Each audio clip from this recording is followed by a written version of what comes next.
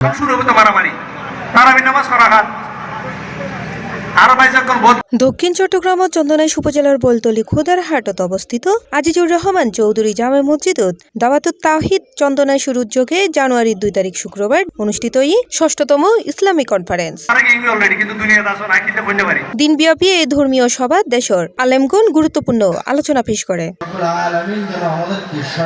আজিজুর রহমান চৌধুরী জামে মসজিদত পরিচালক আলহাজ এজেজ আহমদ চৌধুরী আরজু সভাপতিত্বে সম্মেলনত জুম্মার খুতবা প্রদান করে আদ-দাওয়া ইলাল্লাহ পরিচালক বিশিষ্ট ইসলামী চিন্তাবিদ এবং গবেষক আব্দুল্লাহ বিন আব্দুর রাজ্জাক। আজ থেকে 1500 বছর আগে মুহাম্মদ সাল্লাল্লাহু আলাইহি ওয়াসাল্লাম যে বদরের যুদ্ধ করেছে সেটাও লাইভ, মুহাম্মদ সাল্লাল্লাহু আলাইহি ওয়াসাল্লামের হাদিস লাইভ শোনা যাবে। ওই সময়ের আলোটা এখন কোথায় আছে সেখানে যেতে হবে। মুহাম্মদ সাল্লাল্লাহু আলাইহি ওয়াসাল্লামের যুগে যে আলোটা তাকে ক্রস করেছে।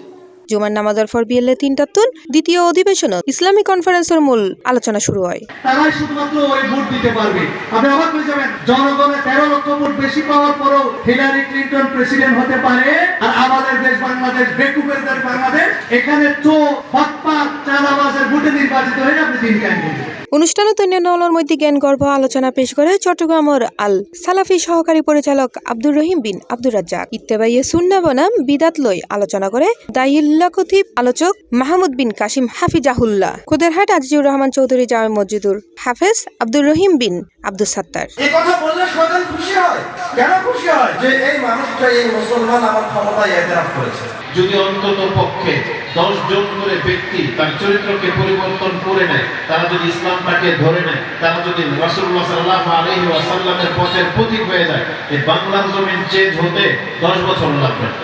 এই মসজিদটা সর্বপ্রথম 2014 সাল থেকে আমরা চালু করেছি। আলহামদুলিল্লাহ আজকে প্রায় 11 বছর। সাথে সাথে এই মসজিদের সাথে আমরা একটা মাদ্রাসা, আমাদের পিছনে ভবনটা মাদ্রাসা ভবন, ইনশাআল্লাহ প্রায় 90% কাজ হয়ে গেছে। ইনশাআল্লাহ আজকে আমরা নিয়োগ করলাম। তারা এই খোদারহাট আজিজুর রহমান চৌধুরী জামে মসজিদ ইয়ানলদি দক্ষিণ চট্টগ্রামের একমাত্র সহি আকীদার মসজিদ। দীর্ঘ 6 বছর ধরে আরা এবার সহ 6ষ্ঠতম আরা কনফারেন্স করে যায়। সবসময় আরার বিজ্ঞ আলেম অকল, স্কলার অকল, শাইখ অকল আইর আরারে দিনুর নসিহা দি যায়। কনফারেন্স চন্দনাইশ ও এর আশেপাশে এলাকাতুন 1000 ধর্মপ্রাণ মানুষ অংশগ্রহণ করে।